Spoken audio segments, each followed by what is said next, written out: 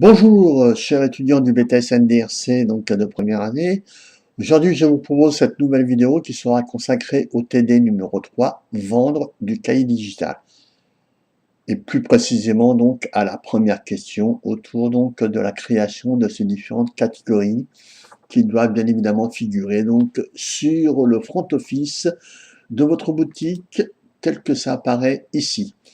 Alors, on retrouve ces trois catégories que l'on vous demandait de créer. Ici, j'en ai rajouté une pour la circonstance et je vous expliquerai éventuellement comment y arriver en partant donc évidemment du back-office.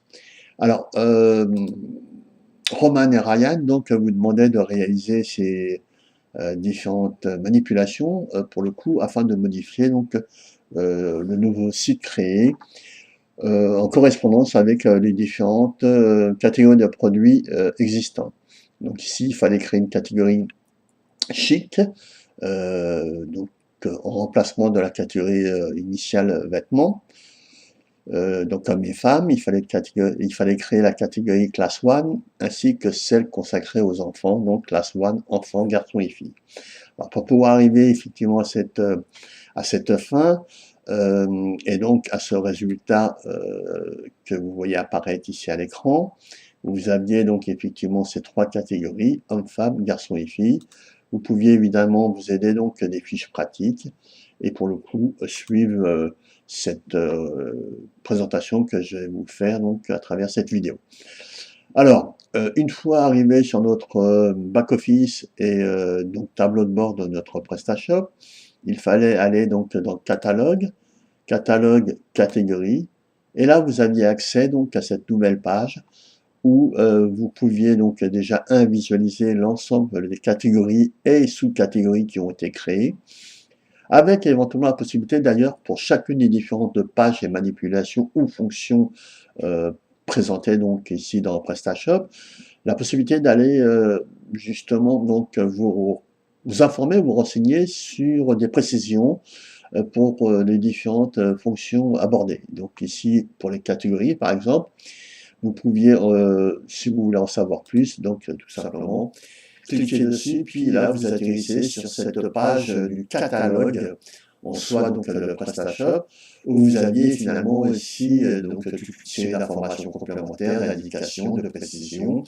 et pour le coup, donc, de mode d'emploi, et du mode opératoire, pardon, donc, de la fonction visualisée. Bon, voilà, je vous laisserai le soin éventuellement, si jamais vous devez rencontrer des difficultés, donc de vous rendre sur ce complément, finalement, donc, du catalogue de PrestaShop.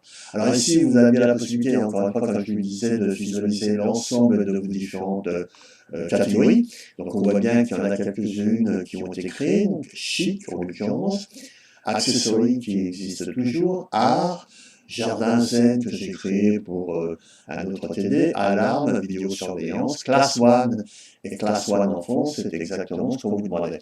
On voit ici qu'à chacune de ces catégories, nous avons un identifiant avec évidemment une petite description qui permet d'expliquer à quoi correspond chacune de ces différentes catégories, la position qui leur est attribuée, donc au moment on va dire, de la création, le fait qu'elle soit affichée ou pas. Et ici, vous avez ce symbole, en fait, soit une loupe, soit un crayon, et bien qui pour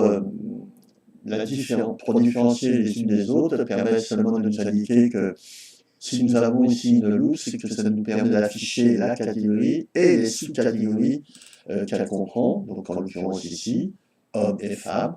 Et si on va aller plus loin, donc là on retourne sur un stylo, on peut tout à fait demander ou faire en sorte à modifier la catégorie qui a été, ou la sous-catégorie qui a été créée en l'occurrence.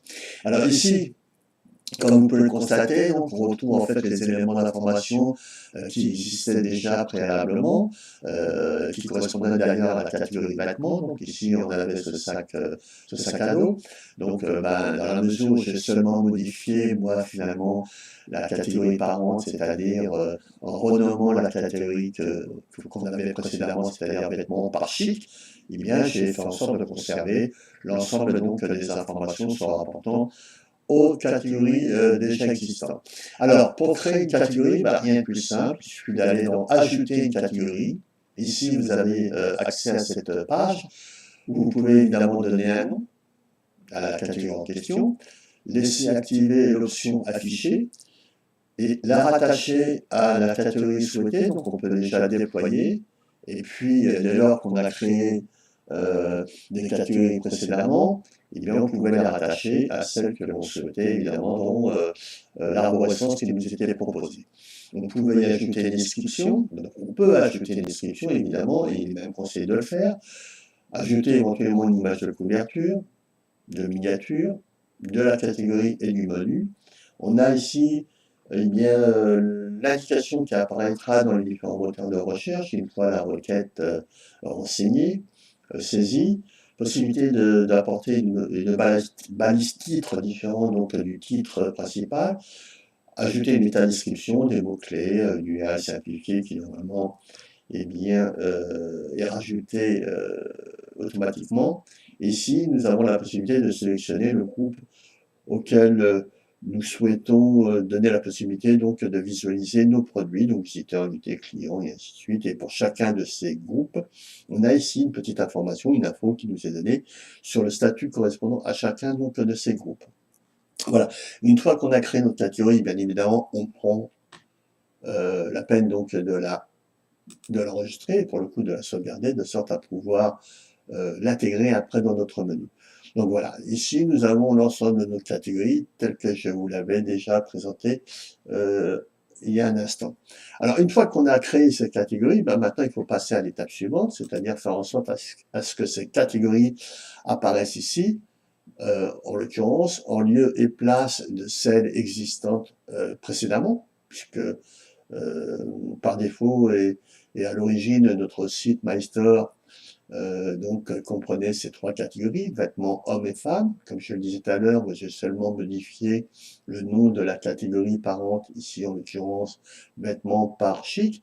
Il fallait rajouter deux autres catégories et supprimer celle-ci pour avoir ce résultat-là. Donc pour arriver à ce résultat, donc je disais créer les catégories, c'était déjà la première des choses qu'il fallait faire. Et une fois que les catégories étaient créées, il fallait pour le coup aller dans le bloc personnalisé, menu apparence, et là on allait dans thème et logo, quelque chose que vous connaissez déjà puisque vous l'avez pratiqué notamment par rapport au TD précédent, donc on vous demandait de modifier les logos donc des différentes entêtes et puis notamment du site de l'entreprise. Donc là, ce qui nous intéresse, c'est le deuxième onglet, donc configuration de la page d'accueil. Ici, vous avez donc vous atterrissez sur ce menu qui vous permet d'un côté eh bien, d'accéder aux différentes parties de votre site, hein, telles qu'elles sont représentées, de façon assez traditionnelle. Donc ici, nous avons l'entête, avec le menu qui apparaît ici. Nous avons toute une série de sous-blocs, produits. Alors là, c'est le carrousel, là, c'est produits, là, c'est un bloc texte. Là, c'est une nouvelle catégorie de produits. Là, c'est ce qu'on appelle la bannière. Et enfin, nous atterrissons ici à ce qu'on appelle le footer, avec l'ensemble des mentions figurant en bas de chacun des sites. Alors, on peut y accéder soit en cliquant tout simplement ici, soit à droite, en déroulant, on va dire, le menu de chacune de ces différentes rubriques.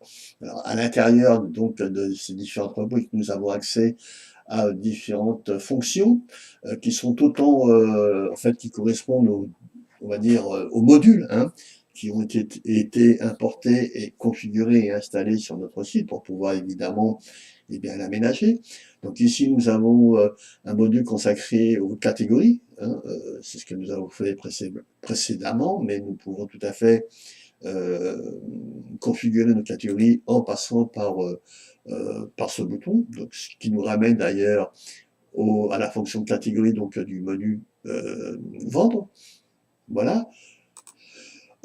Ensuite, on peut créer des pages de contenu. Donc ça, c'est des choses que vous connaissez, puisque ça nous amène ici, encore une fois, donc toujours dans le bloc personnalisé, fonction page CMS. Ici, nous avons toutes les pages, celles que vous deviez donc créer dans le TD précédent.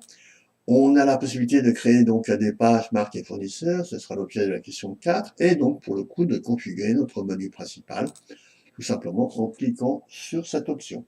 Là, on atterrit sur cette nouvelle page avec d'un côté donc l'ensemble des éléments sélectionnés qui constitue pour l'essentiel donc notre menu donc de PrestaShop et qui correspond à ce que nous avons ici dans notre menu. Donc.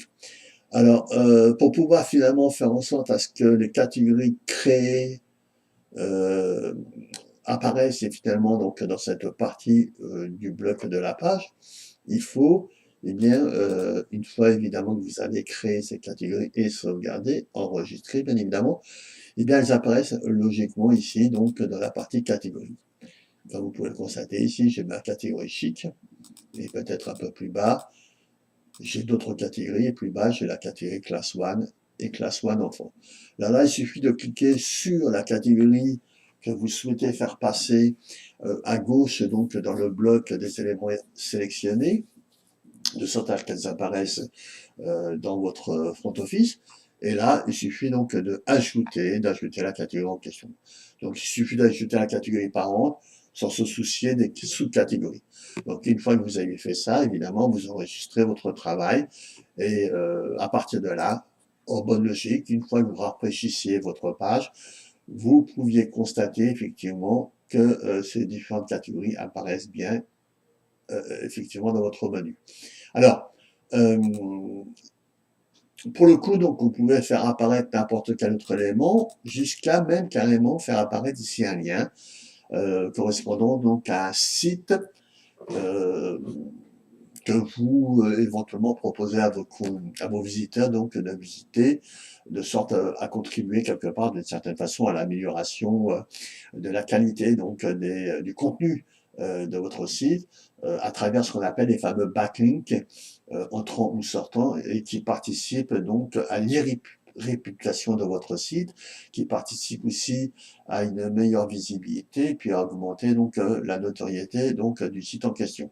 Donc là, j'ai choisi effectivement pour l'exercice de faire apparaître ici donc dans mon menu un lien donc de la boutique Zara. Alors pour pouvoir le faire, eh bien comme vous pouvez le constater ici, ma liste des liens, parce que je peux en créer énormément. Donc, j'ai tout simplement ici saisi le nom donc de l'entreprise correspondant au lien en question. Et là, évidemment, j'ai reporté, donc j'ai fait un copier-coller donc du lien de la boutique Zara. J'ai fait en sorte ici à ce que finalement ce lien apparaisse dans un nouvel onglet, donc autrement dit une nouvelle fenêtre. J'ai cliqué sur ajouter et puis une fois que ce lien apparaissait ici, j'ai tout simplement, je l'ai fait basculer donc de cet endroit-là à celui-ci de sorte à ce qu'après coup je puisse l'avoir ici. Alors, si je clique effectivement sur cette catégorie ou ce lien, eh bien, vous allez pouvoir constater que j'atterris sur une nouvelle page me présentant donc les produits de la boutique Zara. Voilà. Donc ici, je pense avoir répondu à la première partie de cette question. Alors évidemment, j'ai bien aussi pris la peine de supprimer les catégories qui ne nous intéressaient pas. En l'occurrence ici, donc, accessory et art que j'ai fait passer donc de cet endroit-là à celui-ci. Voilà, donc j'ai répondu principalement à la première partie. Je pense que, bon, bah, pour le moment et pour l'instant, c'est amplement suffisant. Et je consacrerai donc une seconde vidéo donc pour pouvoir répondre à la deuxième question qui est relativement, on va dire, complète. Voilà, je vous remercie donc pour votre attention et puis j'espère que cette vidéo vous servira à revoir l'essentiel donc des manipulations que vous avez réalisées et puis éventuellement des bases que vous avez pu, d'une certaine façon, on va dire, intériorisé ou saisi. Voilà, merci, au revoir et à la prochaine.